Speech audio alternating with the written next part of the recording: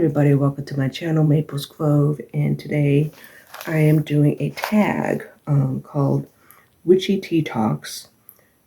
Is convenience culture taking the craft out of witchcraft? This tag and conversation started by Sophie, the Midwest magician, and my tea I am drinking is my private collection, Sweet Cinnamon Spice. I am just starting on tea in my life, as well as my husband got me a tea magic book for my birthday last year. So I'll be getting into that this year and using that. I just have to get I want to get a smaller teacup. So, and like a little tray to kind of do like a ceremony, like almost like a ceremonial thing. Anyway, so I notice a lot of YouTube creators who are in their 30s. So they started their late 20s to mid 30s. They've started their practice like late 90s to early 2000s. So that was when the internet came. Well, not the internet came, but you were able to purchase stuff online. I've done it. I started doing that in the early 2000s as well, shortly after me and my husband got married and moved to his first duty station back in 2002. I think my first purchase online was in 2003. So background on me a little bit. So most of them started, for the most part, I'm assuming Sophie, I know Ivy the occultist, as well as others who are in their, like I said, late 20s to early to like mid 30s, started in the early 2000s. I started at the age of 16, either 16 in early 93 or 17 in early 94. It's a little blurry, at least in that one.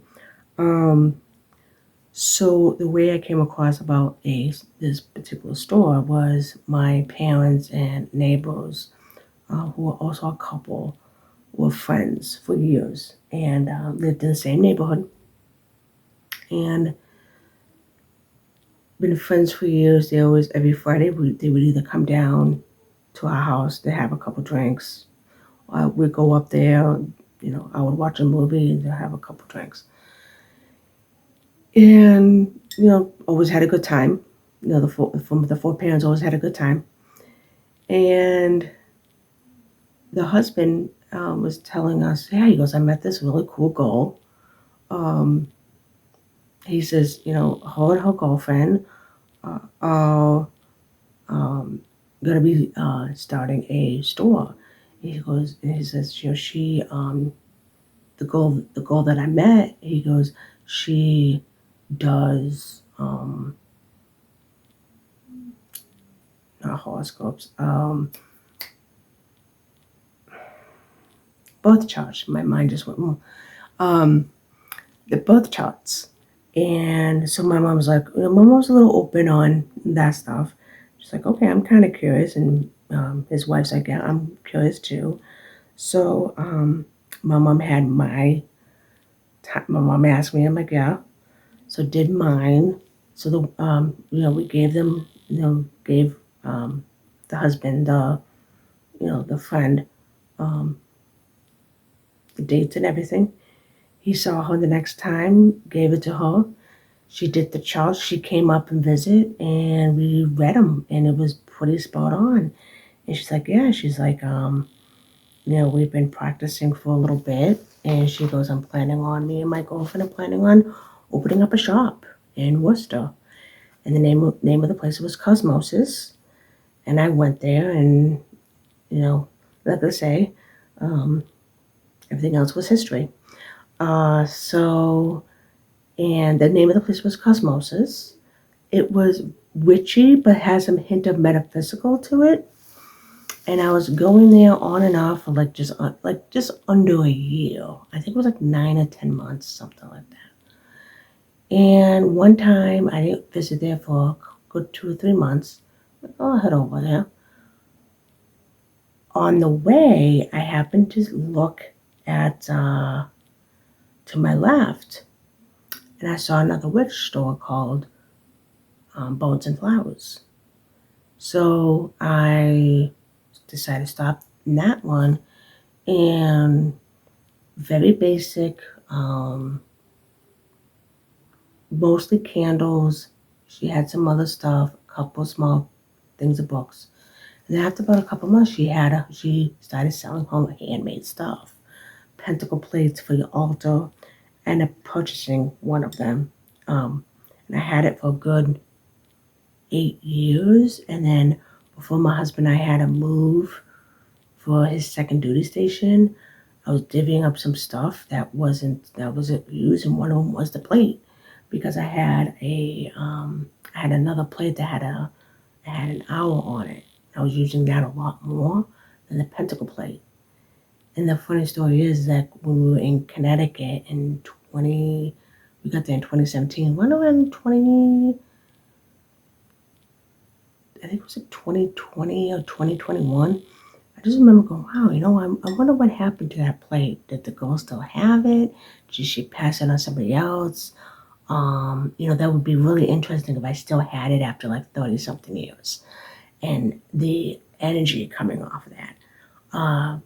Never felt regret, giving that away. It was just one of those like, gee, I wonder.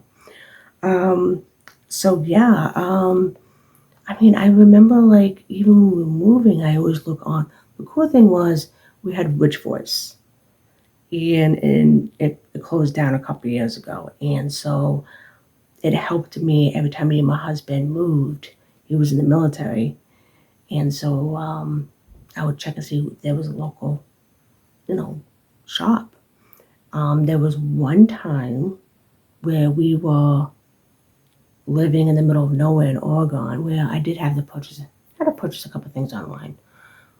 Nothing too big.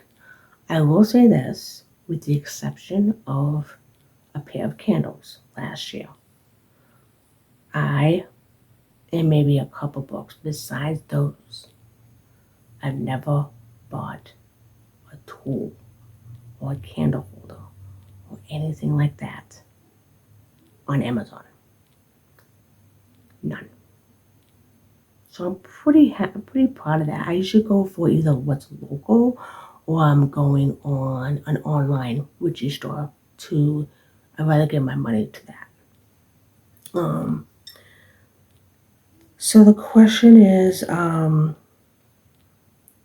the answer to the question is convenience culture taking the craft out of witchcraft. Yes and no. Like I said, that there are people who are living in the middle of nowhere and they don't have certain things. Yes, you can go out in nature and find, tools, earth, but unless you're like say if you're an occultist or ceremonial, that's where it gets a little tricky, I think, for people who live in the middle of nowhere. So, yeah, it's definitely a yes. It's back and forth. It's a yes and a no. At the end of the day, it's our path. It's our journey. So, you know, the aesthetics part. I love watching how others um, do their altars because it really shows their taste and their ecstatic and what helps them bring the magic into their lives. Um, it really does. Or their womb, there's that too. But definitely the altar. It's one of my favorite things. I love watching other people's. Just one of my favorites. Um, Handmade stuff. I am starting to make my own stuff for my craft. Part of it is things are starting to get a little bit expensive, but I will sit on it if I really really want it Something that I really, really want, I will say, and I know it's not going to be like, it's not going to be a, what's the word I'm looking for? One time thing. Like they only make this one thing and then once it's gone, it's gone. If it's something that I know they're going to make a couple times, I'll save up the money and I'll buy it, or I'll, doesn't matter if it's online or on um, Mortal Pestle store. Um, I'll give an example. When I made, I think some of you guys um, who are on subscribe to my channel have seen this. To Sophie, who's probably gonna watch this, I just made this last month. So yeah, I bought the plaque. I had my husband lightly draw it on pencil. I did the wood burning, and then I decided to paint different colors for it. And my husband made me my altar, like almost 18 years ago, 17 years ago.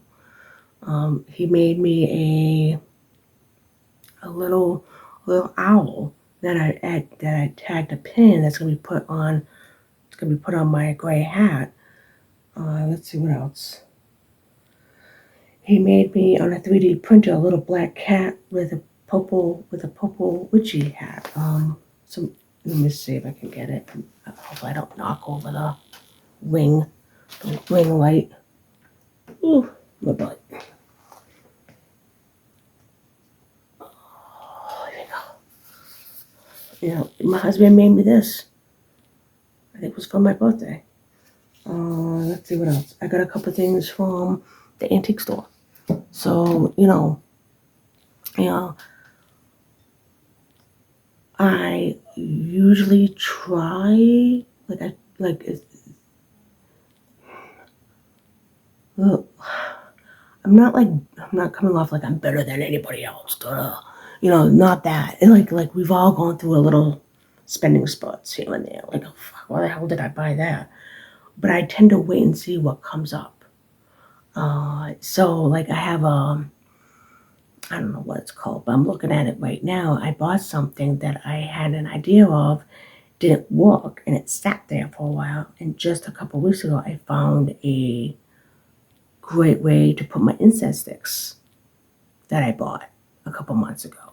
So, eventually, if you end up buying something quick, like just like looked at, oh, you spend it, you bought it, and you don't find something, it will come. It'll come. So, don't be on so hard on yourself. So, and I totally understand where Sophie's coming from of that. That whole like, you see the stuff and you buy the stuff thinking you're like, oh yeah, I'm gonna use it, but once you hit that button, it's like, okay, I've lost memento.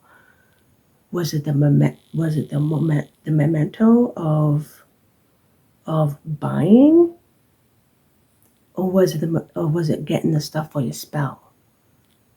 Because I bet you $1,000,000, it's that hype of buying the stuff. So when I feel myself getting that, I take a step back and go, okay, let me sit on this for a while. Like for instance, there's an Oracle deck that's been out since 2018. I'm planning on buying it next year because I know I'm gonna use that Oracle deck. So yeah, back in the early 90s, there was a lot of tarot decks and oracle decks. There was some decent amount, but nothing to not like it was, not like it is now, or even 8 years ago. So yeah, it's something. Uh, so that's pretty much my take on it. it's a yes and no, and it depends on the person. You know, just always take a step back a little bit. I think that's the thing. Or if you, or there's been times where, I'll give you an example. Where is it? Do I have it out here? Yeah, it's right here. I'm gonna give you an example. Give me one moment.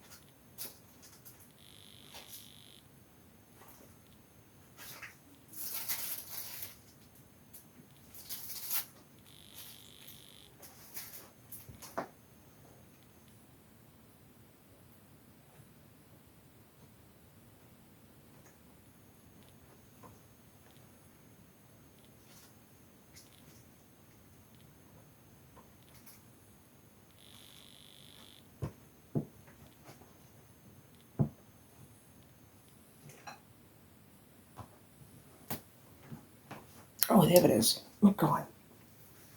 Right next to me. It was right next to me. My goodness. I did find this. Sorry for the little pause there. So I was living with my parents shortly after I had my daughter because my husband was overseas at the time. I'm not playing with it right now. So I went to the store and I saw this beautiful crystal sphere. Like, it was one of my favorite stones. I'm like, oh, I don't like it. But hold off. About a month and a half or two go by. Went back, saw it again. Like, okay. Left without it. A month later, go back, went straight to where it was, still there. Did not get it. 3 days later, I went back. It was calling for, I could tell it was calling for me. And then I went in, I'm looking at it, because each time I would take it out and just kind of looking at it and stuff, which I'm doing right now. And I literally heard a voice going by me already. So I bought it, and I've had it since, and it's this little guy. So, sometimes when it screams at you, you know you're supposed to have it. So also keep that in mind too. So if it screams at you, go get it. So even if it's online sometimes. So that's that. And this was a really good conversation piece. And I hope I didn't bore the crap out of you guys. And until then, guys, don't get lost in the grove now.